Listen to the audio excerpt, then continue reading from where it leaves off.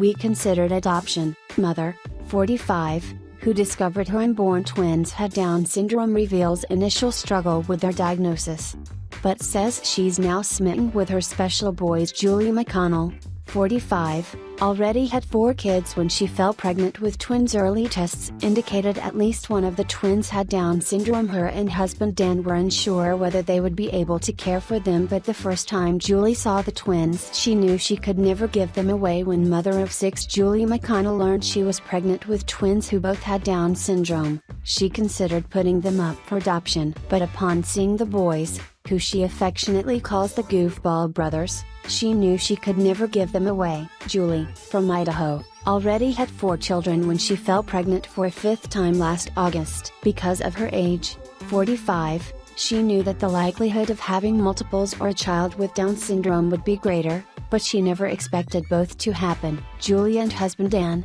46, hoped to give their 3-year-old son Andy a little sister, but instead fell pregnant with twin boys, Charlie and Milo. She admits she was distraught when she learned the news Charlie and Milo had the condition. Fearing that she and her husband didn't have the capacity to care for 2 children with special needs, they considered putting them up for adoption. Now Julie is sharing the story of the Goofball Brothers, named after a sketch in the film The Wedding Singer, to show others the delights of having children with special needs. She said, "You can have expectations of how life is going to be, but it might not pan out the way you imagined. Now that I have Charlie and Milo, I understand that, and I have more compassion than I ever has before. They're not the result of a bad lifestyle choice I made, or a reflection of race or economics or where you live in the world, and I hope that by sharing our story I can open people's eyes a bit. Everywhere we go, people love the boys because they're special, but I know this won't always be the case when they're older, and it hurts to think about. I want people to see that there are people out there who are different,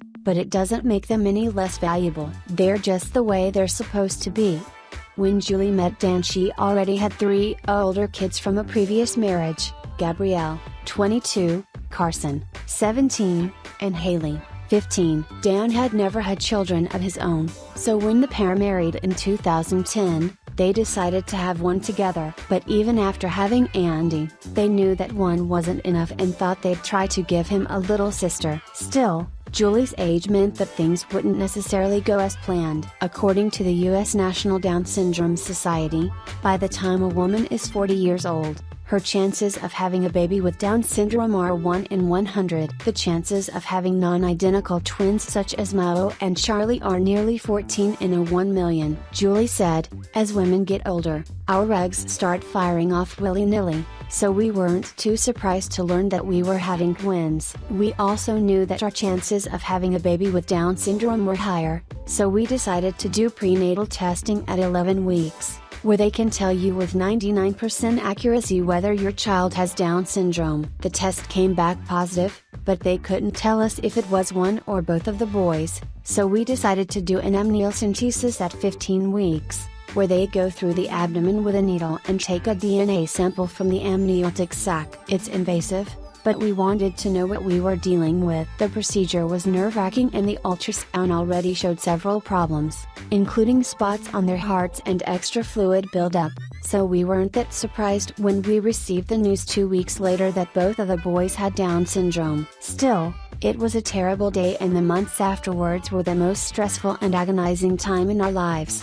Because Julie and Dan are in their 40s, they feared that they were too old to care for 2 boys with special needs. Having already had 4 children, Julie knew that she couldn't live with termination, so instead the couple considered adoption. They found a loving family who would raise the boys, but the couple wavered at the thought and spent months wrestling with the idea and putting off the paperwork. In the meantime, Julie and Dan started educating themselves on what their life would be like if they decided to keep the twins. Julie said, "We wanted to do our due diligence, so we connected with the local Down Syndrome Association. They were hosting a picnic, so we went and met with some wonderful families who shared their experiences with us. It was hard for me to hear it all when I was pregnant, but I've learned exactly what they told me, which is that it's not scary. You love your kids no matter what." When we finally decided that we weren't going to let our fear stand in our way, it was easy to make our decision.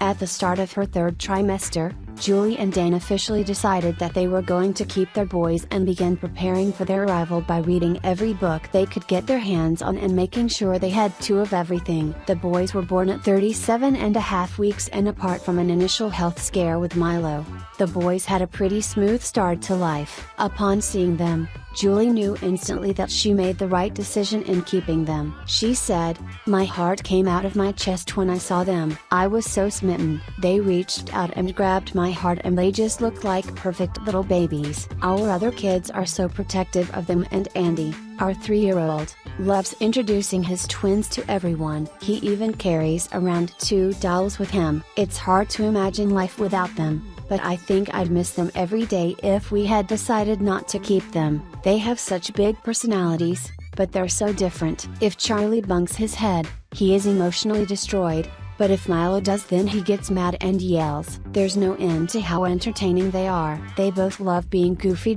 Which is why we call them the Goofball Brothers, like from the film The Wedding Singer, while everyone who meets the boys is smitten with them." Julie admits that she worries how people will treat them as they get older. She said, "My biggest fear is that they may be mistreated, ridiculed, or rejected. People can be mean out of ignorance, but if you slow down and put away the image in your mind of what normal or perfect is, you can experience so much more. I want them to grow up and have friends, and I want them to be appreciated and understood. I know not everyone will feel that way towards them, but I also feel grateful that we live in a world where people with Down syndrome have more opportunities than they've ever had, and as a mom I hope they'll find something to do that they love." Julie and Dan plan to send the twins to a typical school when they get older, where they can make friends, be a part of the mainstream community, and be included in every way possible. But for now, Mom and Dad are cherishing every moment with the little bubs and celebrating all their milestones, just as they have with their other kids. Julie said, "We're enjoying what we're learning from them. I had no idea what we had in these two when I was pregnant, but I'm so grateful we chose to find out. They're the bomb. But if you had everything the way you chose it to be, you'd miss out on a lot of cool stuff and a lot of richness." Thanks for watching. Please subscribe.